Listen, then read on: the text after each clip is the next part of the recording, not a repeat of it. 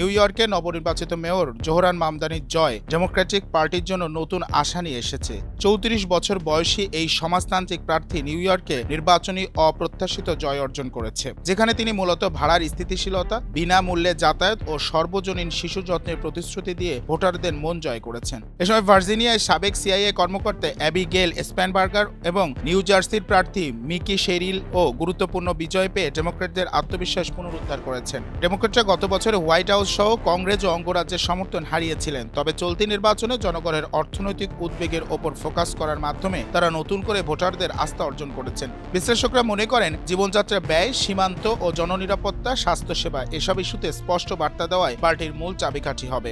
নতুন প্রজন্মের নেতা মামদানি শুধু বামপন্থী নয়, বরং স্থানীয় সমস্যা সমাধানে কার্যকর প্রচারণার প্রতীক হিসেবে ধরা হচ্ছে। ডেমোক্রেটরা এখন ভাবছে 2026 সালের মধ্যবর্তী নির্বাচন ও 2028 সালের প্রেসিডেন্ট নির্বাচনে কিভাবে নেতৃত্বের পথ ঠিক করবেন, মধ্যপন্থী নাকি বামপন্থী ঘরানায়। তবে একটি বিষয় স্পষ্ট, ভোটারদের জীবনযাত্রার খরচ এবং বাস্তব সমস্যার সমাধানই এখন রাজনৈতিক কৌশলের মূল কেন্দ্রবিন্দু।